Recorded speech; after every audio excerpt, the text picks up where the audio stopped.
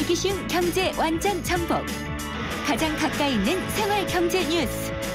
김은경의 생생경제.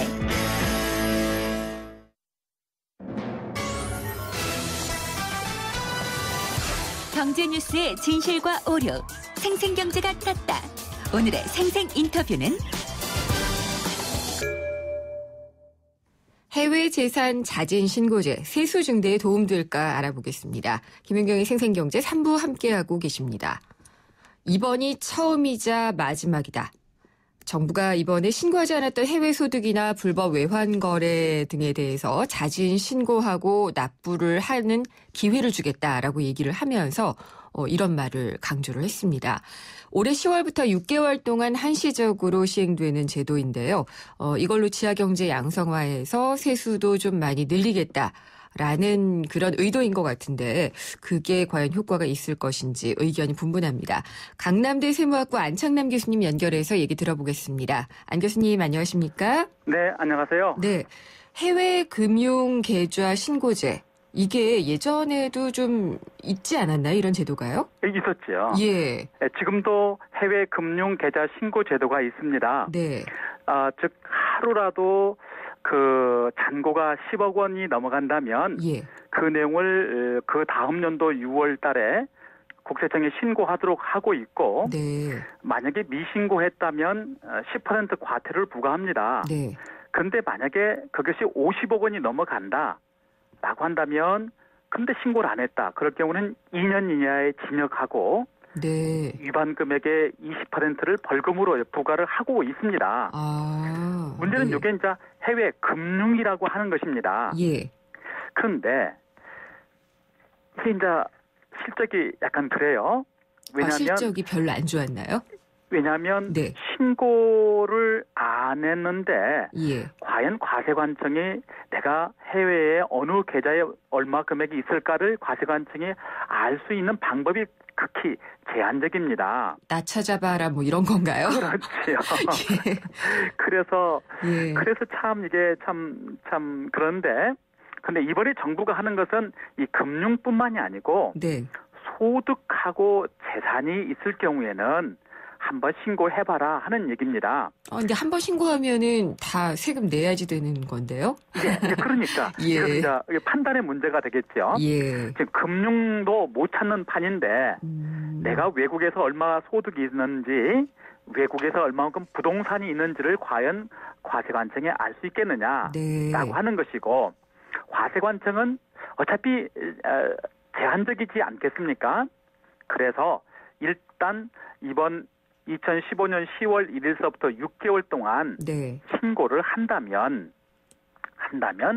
혹시 나중에 발견되었을 때 부과될 가산세라든지 기타 여러 가지 행정법상 처벌 조항들이 많이 있습니다. 네. 이것을 감면해 줄 터이니 신고하시오라고 정부는 이렇게 얘기를 하고 있습니다. 예. 그러나 돈이나 재산을 가지고 있는 사람들은 이미 정부의 실력을 뻔히 알고 있는 거죠.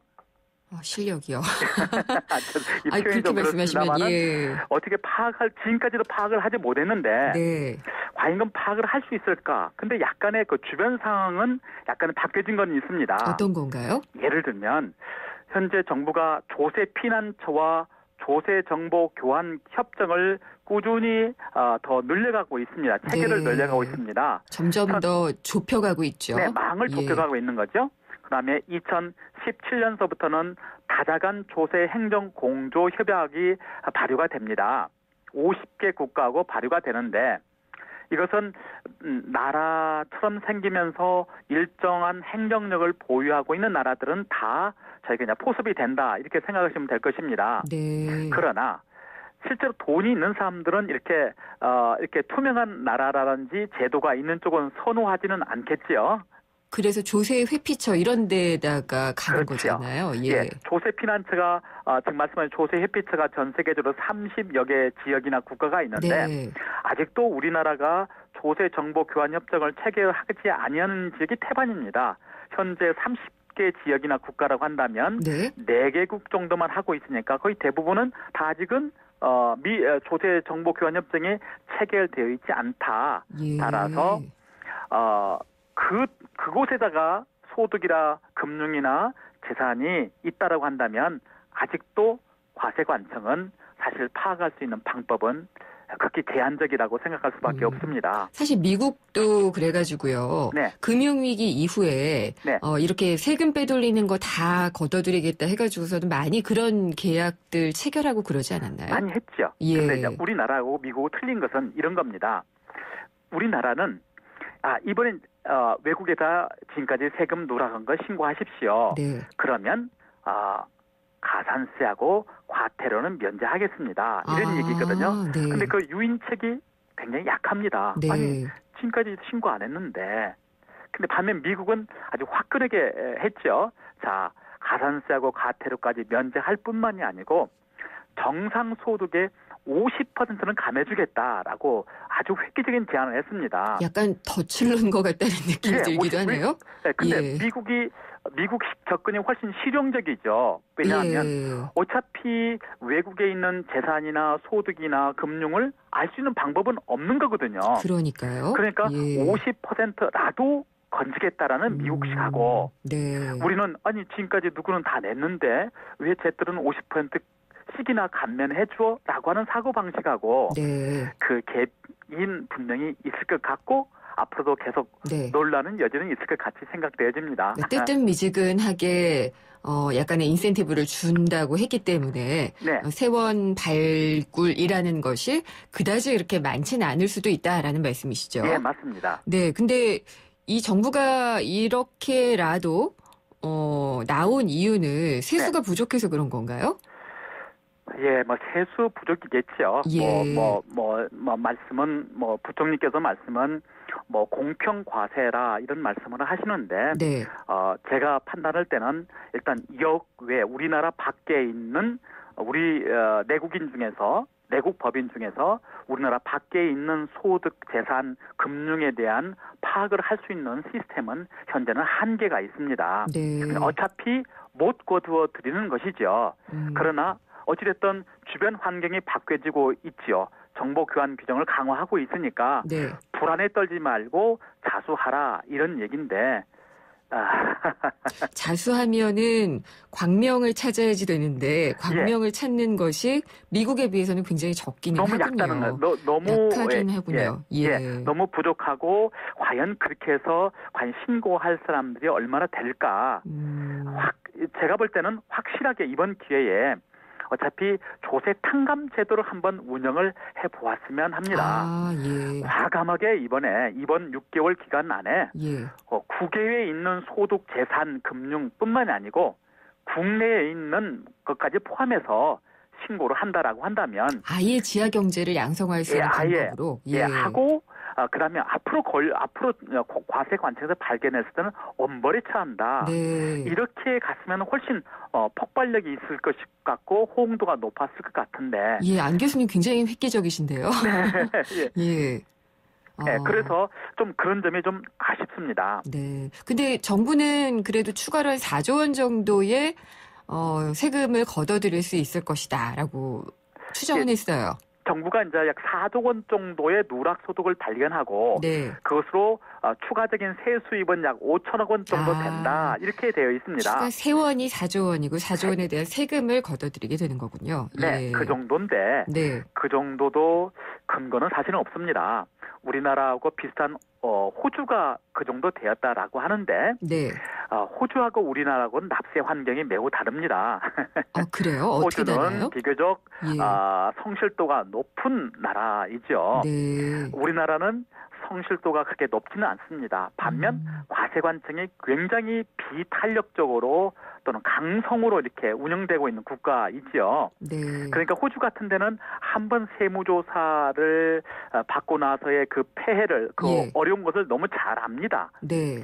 그거는 가산세율이 80% 가까이 되거든요. 80%요? 예, 그러면 예. 형사처벌이 반드시 수반되고요. 네. 우리나라는 가산세가 아무리 높아도 40%입니다.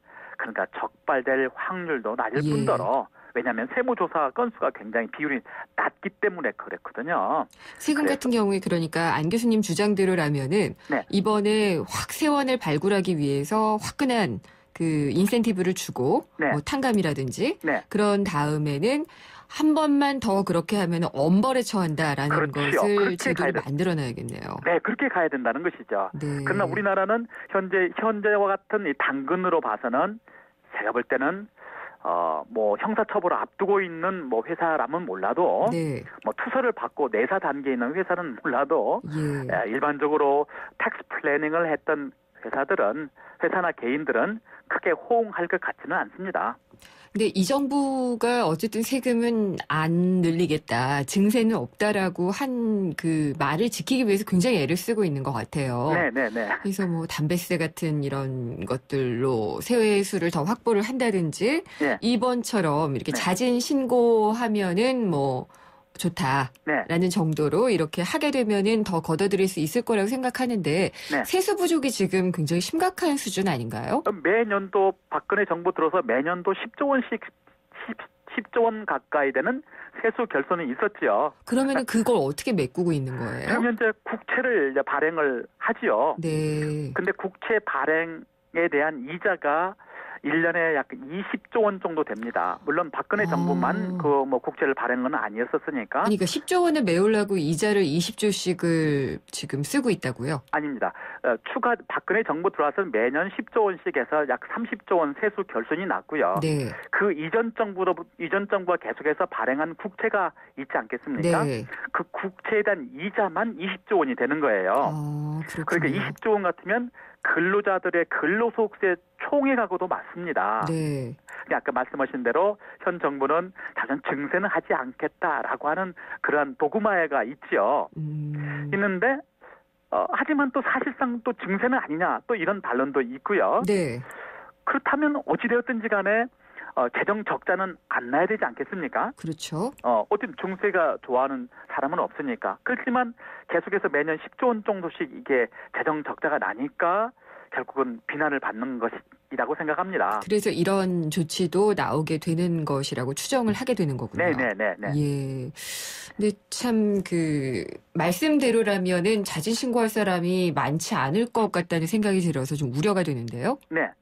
예.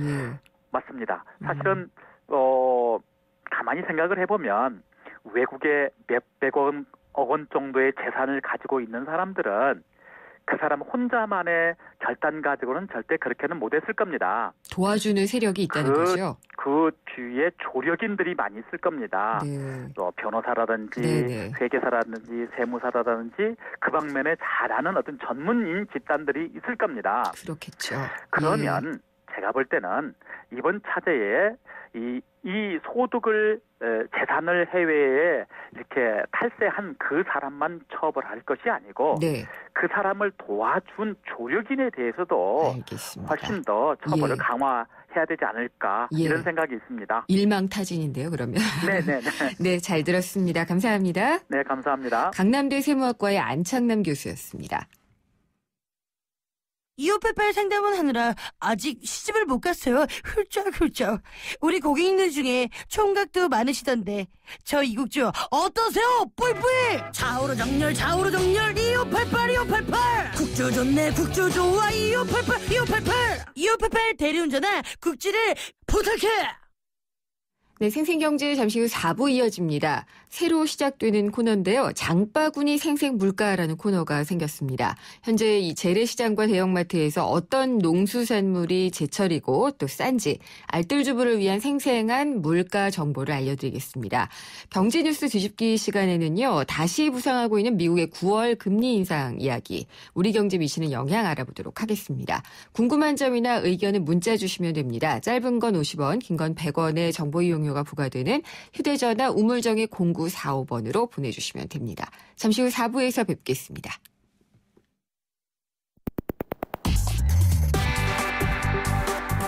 어려운 경제학은 가라. 귀에 쏙쏙 들어오는 김인경의 생생경제.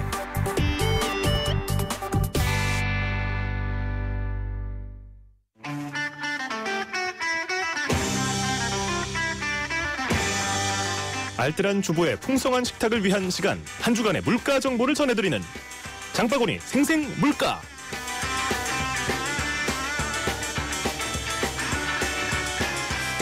가장 맛있고 싼 농수산 식품을 사려고 한다면 제철인 걸 고르면 되겠죠.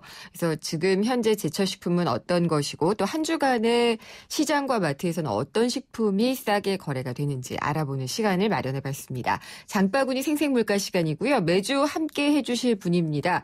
한국농수산식품유통공사의 김시아 대리가 연결돼 있습니다. 김시아 대리님 안녕하십니까? 네, 안녕하세요. 네, 김시아입니다. 반갑습니다. 네. 예. 근데 오늘 통계청 발표를 보니까요. 소비자 물가 네. 상승률이 9개월째 0%다라고 하는데 물가가 그냥 다 제자리인 건가요? 네, 그렇다고 좀 볼 수 있을 것 같습니다. 통계청이 오늘 발표한 8월 소비자 물가 동향을 보면 지난달 소비자 물가 지수는 작년 같은 달보다 0.7% 올랐다고 합니다. 네. 물가 상승률도 지난해 12월 0.8%를 기록한 뒤에 9개월 연속으로 0%대에 그치고 있는 거죠. 지속되는 경기 침체 속에서 계속 물가가 하락해서 디플레이션이 장기화되는 것은 아닌가 우려의 목소리도 많은 것 같습니다. 근데 왜 장 보는데 물가는 오르는 것 같죠? 식탁 물가는 네. 오르는 것 같거든요.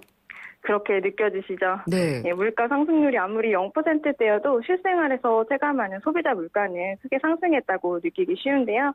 서민 경제에 큰 영향을 미치는 주택 비용이나 대중교통 요금 이런 것들이 좀 올랐기 때문으로 보입니다. 네. 또 우리 생활에 가장 밀접한 농축수산물은 작년보다 3.4% 정도 올랐는데요.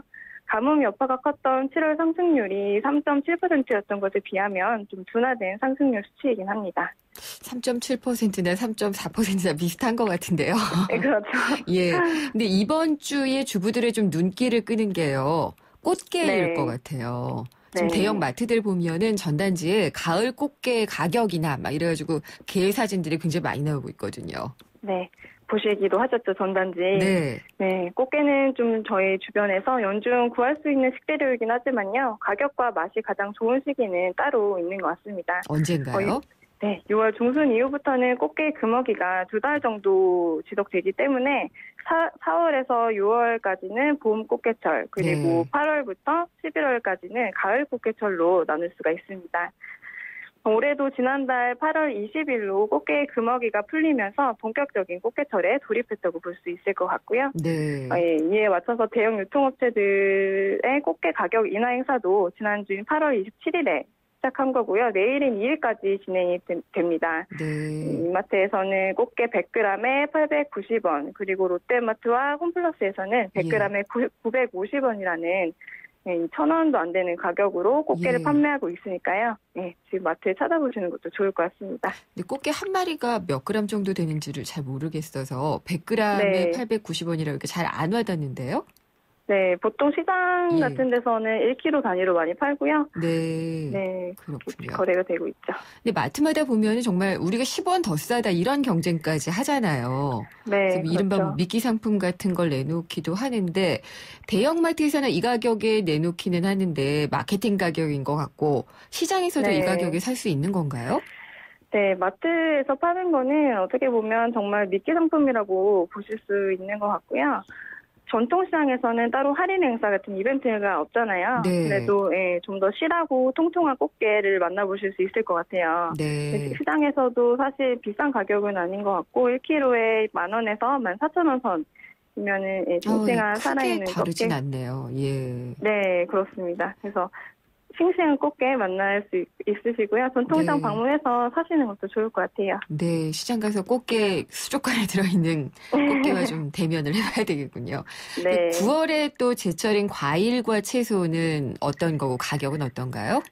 네, 요즘 바람도 굉장히 선선하게 불고 있잖아요. 네, 그래서 좋아요. 가을이 한 발짝 좀 다가온 것 같은데요. 먼저 9월에 제철을 맞은 과일 포도는요. 네. 네, 남부지방에 이어서 중부지방에서도 노지 재배분이 출하가 되면서 공급량이 많이 증가했고요. 그래서 가격은 좀 내림세가 이어지고 있습니다. 네. 네, 가격을 보자면 현재 캠벨 포도는 1kg에 4,700원대고요. 거봉포도는 2kg에 1,100원대로 저렴한 편입니다. 네. 또 포도는 굉장히 건강에 좋기로 잘 알려져 있잖아요. 네. 네, 피로회복에 탁월한 과당과 향이 풍부하다고 하니까 많이 드셔서 건강 챙기시는 것도 좋을 것 같습니다. 포도 말고는 또 뭐가 있을까요? 네, 그래서 준비했는데요. 이번 주 제철 먹거리로는 고구마가 선정되었습니다. 아, 네. 네, 고구마 소매 가격은 이번 주 1kg에 약 5,200원에 형성되어 있고요. 고구마는 식물성 섬유소가 풍부해서 콜레스테롤을 낮춰주면서 변비 예방에도 좋죠. 그래서 간식으로 최고 인기를 누리고 있는 것 같지 않나요? 네. 저 굉장히 좋아해요. 예. 그렇죠. 고구마 잘 고르는 방법도 좀 중요한데 어떤 거 좋은 골라야 되나요? 예. 네, 좋은 고구마는 모양이 고르면서 흠집이 없어야 하고요. 네. 표피색이 붉은 적자색이면서 단단한 게 좋은 거니까 기억해서 장 보시면 좋겠습니다. 알겠습니다. 적어 놓겠습니다. 특히 올해는 가뭄 때문에 이제 배추가 네, 필요한 시기가 곧 다가오잖아요. 배추 그렇죠. 가격은 이번 주에는 어떤가요? 이번 주 배추 가격은 2,878원 정도로 전주 대비해서는 3.3% 정도 상승한 가격입니다. 예. 네, 예전에 가뭄으로 인해서 한때 배추 가격 상승이 심했었는데 다행히 안정세에 들어가고 있고요. 9월 배추 산지에서 출하되는 양이 전년보다 19% 정도 많을 것으로 추정이 돼서 가격은 좀 약보합세가 예상이 됩니다. 그렇군요. 그리고 휴가철이 되면서 삼겹살 가격이 엄청 올랐었거든요. 네. 어떤가요? 지금 그렇죠. 육류 가격은요? 5월부터 이제 휴가가 쭉 시작이 됐잖아요. 네. 각종 모임에 이제 빠질 수 없었던 삼겹살인데 그때는 수요가 많아서 가격이 비쌌었습니다. 근데 이제 최근에 9월 들어서면서 수요는 좀 감소를 했고요. 생산성이 회복되고 또 모돈수가 증가해서 공급 물량은 지금 충분한 상황입니다. 그래서 네. 가격도 당분간 내림세가 예상이 되고요. 그렇군요. 그리고 또 생선을 사려고 하면은 네. 생각보다 굉장히 비싼 경우가 많은데 국민 생선이라고 불리는 고등어, 갈치, 오징어 가격 이번 주에는 어떤가요? 네, 이번 주 그 밥상에서 갈치는 좀 사다 보기 힘들지 않을까 싶은데요. 비싸군요. 네, 예. 조금 비쌉니다. 지난주 5,200원대를 형성하면서 약간 상승세입니다. 태풍이 몇 차례 지나갔잖아요. 저희 네. 우리나라에도. 그래서 해당 여건이 좋지가 못했습니다. 그래서 어획량이 감소해서 가격이 상승했고요. 대신에 고등어는 평년 대비 20% 정도 저렴한 가격인 2,600원대 구입하실 수 있으니까 네. 고등어로 맛있는 구이나 조림해 드시는 것도 좋을 것 같습니다. 네. 그리고 나라면은 이번 주에 이걸 추천하겠다. 이런 게 분명히 또 김시아 대리님께 있을 것 같은데요. 네, 있죠. 네. 저희 그 한국농산식품유통공사도 저희 여기 전라남도 나주에 내려와 있거든요. 네. 네, 여기 내려와 보니까 뭐 근처 나들이 갈 곳도 많고 먹거리도 정말 많더라고요. 그래요? 네, 그래서 오늘은 그 전북 무주 근처인데요. 그 전통시장 하나를 가볼 곳으로 추천해드릴까 합니다. 어디인가요? 네, 무주에 있는 그 반딧불 장터라는 곳인데요. 네. 이름처럼 시장을 대표하는 캐릭터가 반딧불이라고 합니다. 아, 그렇군요. 네, 그래서 시장 입구가 깔끔하고 잘 정비가 되어 있고요. 반딧불 장터는 5일장이에요. 매월 1일과 6일로 끝나는 날에 열리고요. 네. 토요일에는 토요 장터도 따로 열려서 색다른 즐거움을 선사해주기도 하죠. 그렇군요. 그리고 이거 무주는요, 5개 도의 경계선 지리적 특성 때문에 여러 도시의 사투리가 통용되는 곳이기도 합니다. 시장 구경과 더불어서 사람 구경하는 재미도 클 것 같고요. 먹거리 하나 소개를 해드리자면 피순대국밥이 유명하다고 하는데요. 순대랑 피순대는 달라요? 다르죠. 예. 이름 앞에 피가 왜 들어갔냐 하면은 네. 보통 순대와는 다르게 순대 안쪽이 당면이 아니라 그 섬지로 가득 채워져 있어서 그렇군요. 네, 피순대라고 부른다고 합니다. 드셔보셨어요?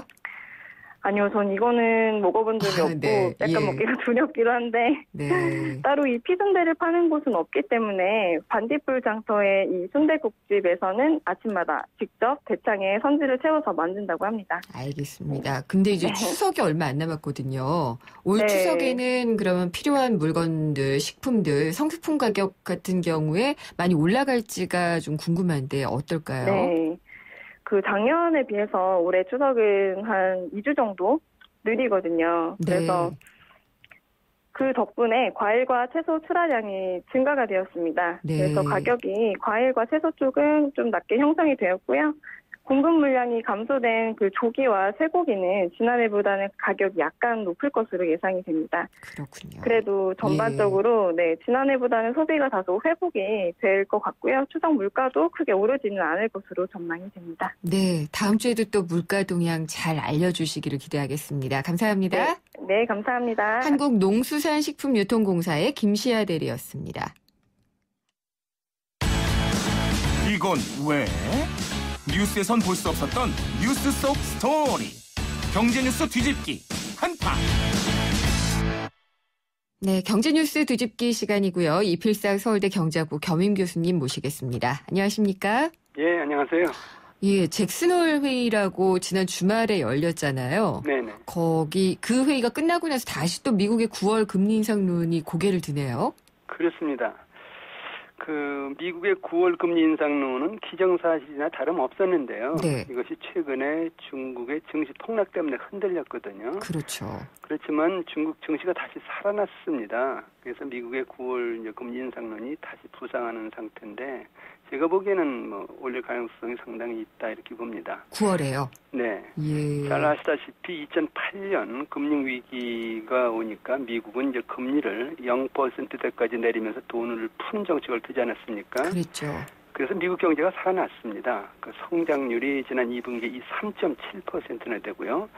실업률이 5.3% 수준인데 이것은 거의 완전 고용 수준입니다. 예. 근데 이런 상태에서 금리를 0%대로 계속 유지한다. 이 얘기는 앞으로 이제 미국 경제가 거품으로 들뜰 수 있다는 것이거든요.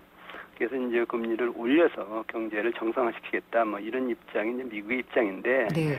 그래서 이제 다만 이제 중국이 지금 상당히 불안하니까 이것이 세계 경제 위기를 가져오는 것이 아니냐. 그러면 미국이 이제 금리 그 인상을 늦출 것이다 이런 어떤 전망도 나오고 있는데 미국으로서는 뭐 자국 경제가 중요하니까요. 또 네. 미국 그 주요 이제 의사결정하는 사람들도 미국 경제가 주요하다 이렇게 자꾸 이제 천명하고 있는 상태이기 때문에 이제 중국 경제만 아직 크게 흔들리지 않는다면은 미국은 9월에 금리를 올릴 가능성이 상당히 있는 것이 아니냐 이렇게 봅니다. 중국의 불안이 그러면은 끝났다고 평가할 수 있느냐, 그게 이제 관건이 될 것 같은데요.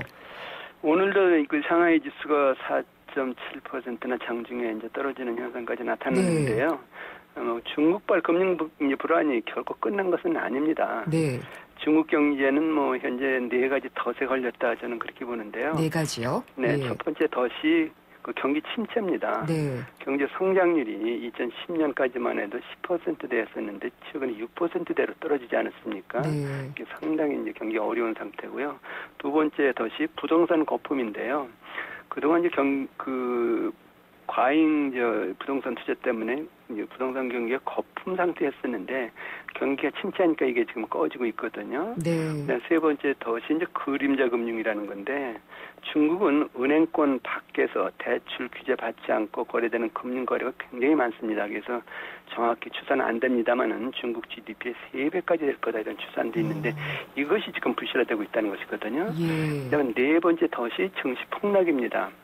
지난 1년 동안에 상하이 지수가 2200 수준에서 5100까지 올라갔었어요. 네. 사실상 거품이었죠. 그런데 이것이 지난 6월부터 외국 자본이 빠져나가면서 이제 붕괴하기 시작했는데 지금 거의 이제 반토막이 난 상태죠. 그래서 여기서 만약에 결국은 이제 증시가 더 주저앉는다면은 이것이 이제 세계 금융위기로 연결될 가능성이 있다. 뭐 이런 얘기인데 중국은 지금 경기 침체하고 이제 증시 추락을 막기 위해서 금리 인하라든가 증시 부양이라든가 환율 절하라든가 여러 가지 이제 수단을 동원하고 있는데 거품 꺼지는 걸 막겠다는 겁니다. 근데 아무리 정부가 노력을 해도 시장은 이길 수 없습니다. 중국이 여러 정책을 펴다가 더 이상 추락을 막기 어렵다 이런 또 좌절 상태가 되면은 그때는 이제 중국발 세계 금융위기가 이제 올 가능성도 상당히 있는 거죠. 그래서 이런 걸 감안한다면은 미국이 금리 인상을 이제 연기할 가능성도 없는 것은 아닌데 지금 뭐 미국으로서는 중국 경제가 이제 이렇게 당장 무너지는 건 아니고 뭐 서서히 나빠져지는 그런 과정인데 그렇다고 해서 미국이 금리를 올리는 정책을 이렇게 바꿀 수 있는 상황은 아니지 않느냐 이런 것이 아마 이게 판단이 아닌가 그런 생각이 듭니다. 근데 이제 미국이 결국은 세계 경제의 키를 여전히 쥐고 있기 때문에요. 예. 금리를 정상화하는 거죠, 말하자면은. 그렇습니다. 이 정상화하기 시작하면은 전 세계도 또 정상화를 해야 되지 않을까 싶어요. 뭐를 정상화시킨다고요? 금리요.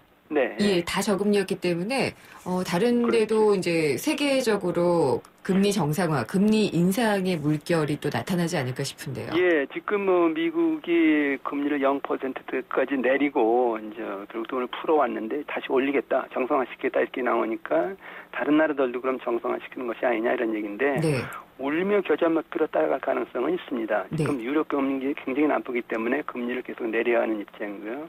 일본도 아베노믹스를 계속 추진하면서 금리를 계속 이제 내리겠다라는 뜻이거든요. 중국도 경제가 나쁘니까 금리를 계속 내려야 되는데 네. 만약에 여기서 미국이 금리 올리면은 전 세계적으로 자본 이제 이동 현상이 생길 겁니다. 자본이 이제 전부 빠져나와서 미국으로 흘러들어갈 가능성이 크다는 거죠. 그렇다면은 그렇지 않아도 어려운 경제들이 더 이제 타격을 받으니까 그걸 막기 위해서 뭐 경기는 침체했지만은 금리를 좀 올려야 되겠다. 그런 어떤 이제 현상이 나타날 수는 있는데, 네. 근데 세계 다른 나라 경제가 워낙 나쁘기 때문에 당장 미국 금리가 오른다고 해서 따라 올리는 그런 가능성이 큰 것 같지는 않습니다. 근데 그러면은 또 금리 차가 생겨서 금리를 더 많이 주는, 그러니까 돈값을 더 쳐주는 곳으로 자본이 이동을 하면 문제가 되잖아요.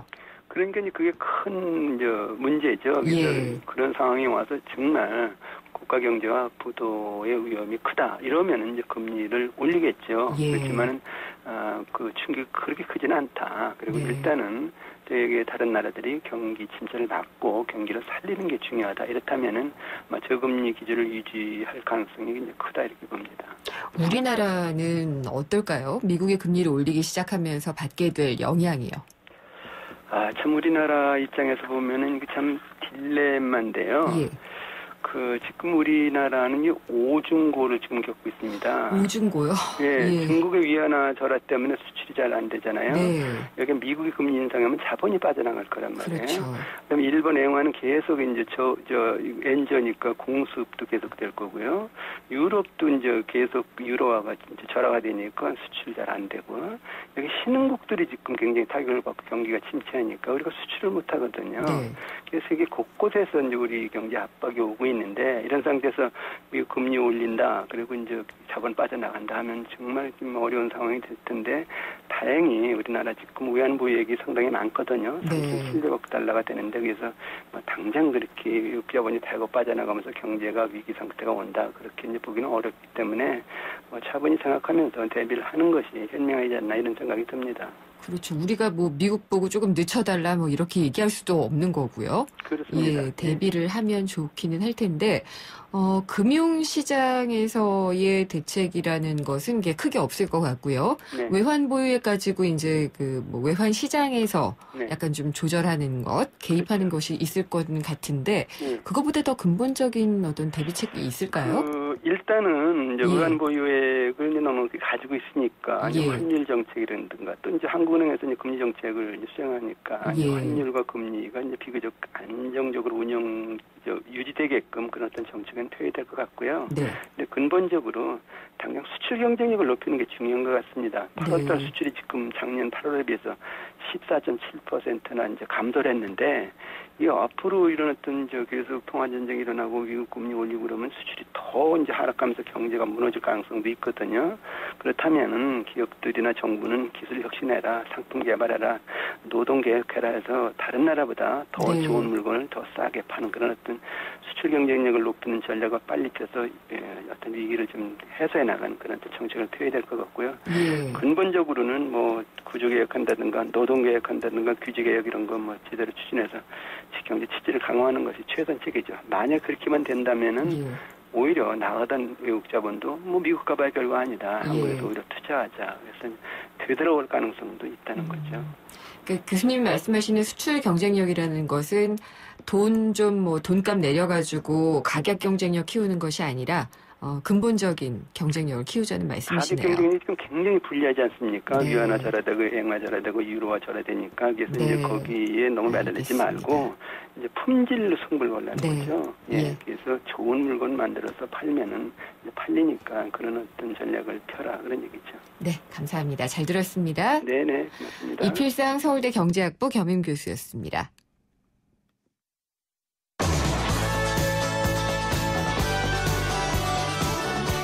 김은경의 생생경제 4부 포스코와 함께했습니다. 생생경제에서 준비한 선물은 0525님 외 세 분께 드리겠고요. 제작진이 연락드리겠습니다. 다음 시간에 찾아뵙겠습니다. 김은경이었습니다.